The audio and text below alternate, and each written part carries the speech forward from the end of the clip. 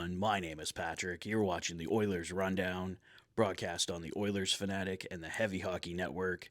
My studio is out of commission this morning, so doing today's update from the couch. Just wanted to get everybody ready for the game today. Edmonton Oilers, Buffalo Sabres going down at 2 p.m. this afternoon at Rogers Place. The Edmonton Oilers with a chance to move into first place in the Pacific Division.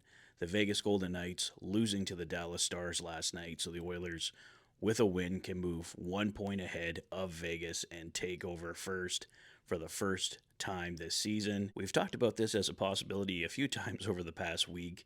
Each time it hasn't happened, so hopefully today it does change. I did mention the expected roster for this afternoon's game in yesterday's video, but just in case you missed that or needed a reminder, here is once again the expected roster for the Oilers as they take on the Buffalo Sabres. It will be a top line of Vasily Podkolzin, Leon Draisaitl, and Victor Arvidsson, a second line of Matthias Janmark, Ryan Nugent-Hopkins, and Connor Brown, a third line of Corey Perry, Adam Henrique, and Zach Hyman.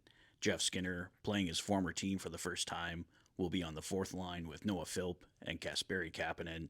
On defense, Matthias Ekholm and Evan Bouchard, Darnell Nurse and Troy Stetcher, Brett Kulak and Ty Emberson, and Stuart Skinner is the expected starter. The other piece of news that I wanted to go over this morning with you guys, Daniel Nugent-Bowman of The Athletic put out an article this morning on what he's hearing the Oilers' trade deadline plans are 6 weeks away from the trade deadline. I've put a link to the full article in the description below, but here's some of the key takeaways from the article. The Oilers are currently looking at options for a top 9 winger, but depending on what happens with Jeff Skinner and Evander Kane, they believe the addition may not be necessary. Matt Savoy is another possibility to come up from Bakersfield into that role, but Daniel notes there is risk with relying on any of Skinner, Kane, or Savoy. Right now, the belief is that Evander Kane is not coming back before the end of the regular season, and the Oilers will have around $5 million to work with, but they don't have official confirmation on Kane just yet. The Oilers are going to wait and see how John Klingberg performs before they make any other major moves on D.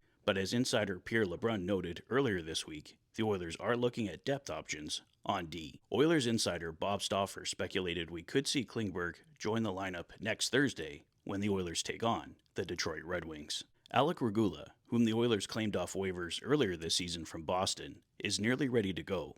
The Oilers are just being extra cautious before they activate him. The Oilers have an extra roster spot for him and are already operating in LTIR, so activating him won't be an issue. Daniel notes that Regula would likely be reclaimed by Boston if the Oilers put him on waivers, so he'll likely remain with the team if activated, but is unlikely to see much, if any, playing time unless there's an injury. Noah Philp is going to get the chance to prove he can be the Oilers' number 4 center. If the Oilers don't feel comfortable come the trade deadline, Daniel lists Nick Bjugstad of Utah HC and Jake Evans of the Montreal Canadiens as possible players the Oilers may target. Overall, the Oilers are very happy with their team right now, and as fans, it looks like we should be expecting depth adds at the trade deadline, barring any major injuries or changes in the team's fortunes. So that is the latest, guys. It's not looking like it's going to be a blockbuster trade deadline for the Edmonton Oilers. I mean, the Oilers are riding very hot. I think they're the best team since November, I believe I read, or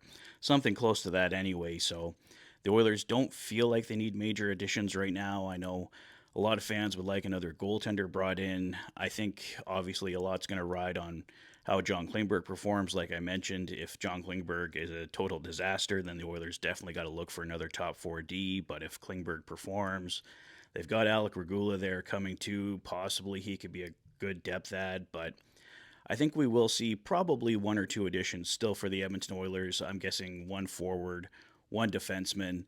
I'd like them to try and get a player that can play in the top 9, add some toughness, can score, but obviously adding a little bit more grit before the Stanley Cup playoffs would be key here for the Edmonton Oilers. So that's kind of my wish, and you never know what you're going to run into injury-wise come the playoffs, so some more depth D definitely would not hurt the Edmonton Oilers, but let's see what happens. We're still 6 weeks out from the trade deadline, so a lot of different things can change, but for right now, it's looking like depth options for the Edmonton Oilers. It's looking like Evander Kane will miss the regular season, but again, nothing official on that just yet. So That's all the latest, guys. Oilers, Sabres, 2 p.m. Jeff Skinner taking on his former team, his last chance to make an impression before Connor McDavid comes back. The third and final game of Connor McDavid's 3 game suspension going down today. So let's see what happens here, guys. Let me know your thoughts on everything in the comment section below. If this is your first visit to the channel and you like what you see, please consider liking and subscribing for all the latest Oilers content. You've been watching the Oilers Fanatic. Thanks for being a fan.